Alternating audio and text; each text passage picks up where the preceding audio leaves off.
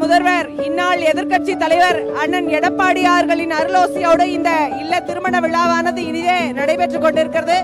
உறவுகள் அனைவரும் அமைதி காத்து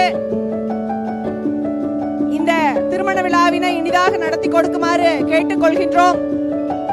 கழகத்தின் பொதுச் செயலாளர் இப்பொழுது மணமக்களுக்கு ஆசி வழங்க இங்கே வந்திருக்கிறார்.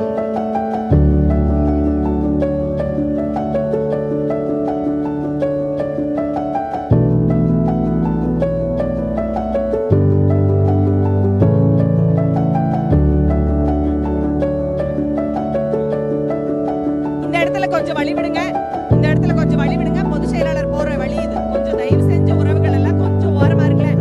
அண்ணா அங்கதான் வருவாரு. கொஞ்சம் தயவு செஞ்சு இந்த வழி விடுங்க. உறவு